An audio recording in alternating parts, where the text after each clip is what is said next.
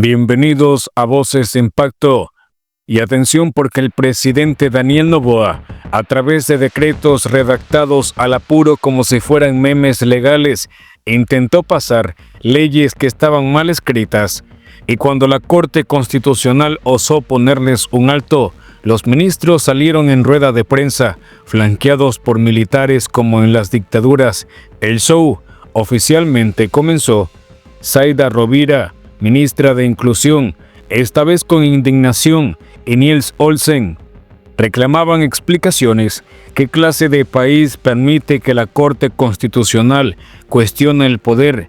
Parecían decir, ¡qué escándalo! ¿Dónde está la obediencia debida? Pero el boletín de la Corte fue claro y contundente. Las leyes de Noboa son inconstitucionales, mal hechas y peligrosas. Y mientras tanto, Daniel Noboa alista su consulta popular, disfrazada de solución democrática, pero que es un cóctel explosivo de beneficios para su círculo íntimo. Los temas principales son bases militares extranjeras en suelo ecuatoriano, eliminación del Consejo de Participación Ciudadana, una molestia para quienes buscan el control absoluto, reducción del número de asambleístas, menos voces, menos oposición, trabajo por horas, la precarización laboral disfrazada de oportunidad, legalización de casinos, porque aparentemente el país necesita vicios, no más empleos dignos, enjuiciar a los jueces de la Corte Constitucional. ¿Coincidencia? No lo creo. La pregunta es, ¿quién gana con todo esto? ¿El pueblo? ¿Los jóvenes que luchan por su primer empleo? ¿Las madres solteras que trabajan jornadas dobles? ¿El pequeño comerciante que paga impuestos? La respuesta es simple. Ganan los mismos de siempre, los dueños del país. Y si Noboa logra su propósito, controlará la Asamblea, el Consejo de la Judicatura y ahora también la Corte Constitucional. El país será su hacienda, sin nada que lo detenga. Un gobierno que manda a sus ministros con generales a reclamar a la Corte. Un presidente que indulta su propia deuda mientras persigue a sus críticos. Una consulta popular escrita con tinta invisible, la tinta de los negocios, del poder, del miedo. La historia se repite. El Ecuador, una vez más al borde del abismo, y el pueblo, otra vez, en silencio. La Corte Constitucional hoy en el Ecuador es la única institución que no controlan, que no ordenan, que no está subordinada al poder. Tienen a la Asamblea a la que dominan. Tienen al Consejo de la Judicatura que controlan.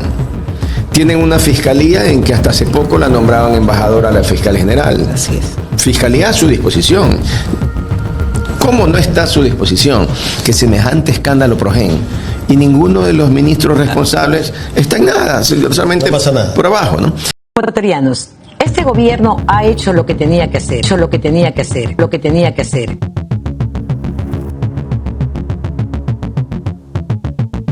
Un lugar muy significativo para quienes vivimos en Guayas es el Cantón General Villamil Playas, porque es un balneario, Jorge, que lamentablemente este fin de semana ha estado en el ojo de una nueva masacre. 11 personas asesinadas, jóvenes, además, que estaban en un billar jugando.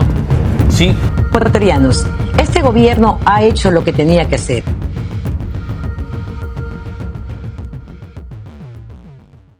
Presentamos 3 proyectos de ley, 3 herramientas para luchar contra el crimen, contra la impunidad y contra la desigualdad. 3 leyes que fueron aprobadas por la Asamblea Nacional, con mayoría, con legitimidad. Pero hoy la Corte Constitucional decidió suspenderlas y lo hizo detrás de un boletín, como si un boletín pudiera anular la voluntad de millones de ecuatorianos. ¿Al gobierno nacional le interesa tener su propia Corte Constitucional? A ver, al gobierno nacional es respetuoso de la independencia de funciones. No se puede hablar de propia Corte Constitucional, ni mucho menos. Me parece un poco grosera tu pregunta, Enrique. Al gobierno nacional le interesa que las instituciones del Estado le preocupen las angustias y las necesidades de los ecuatorianos.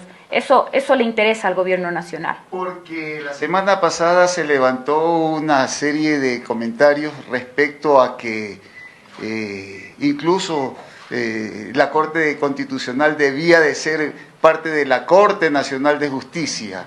¿Eso no le interesa al gobierno? A mí no me has escuchado decir eso. No, yo no.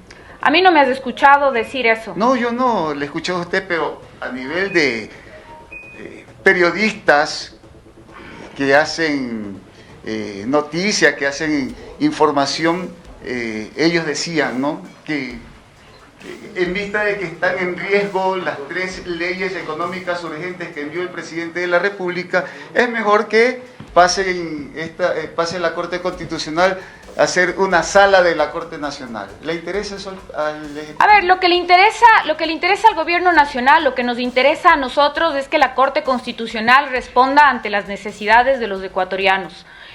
Como debe funcionar el Estado. El Estado debe responderle a los ecuatorianos. El Estado no debe responderle a los GDOs.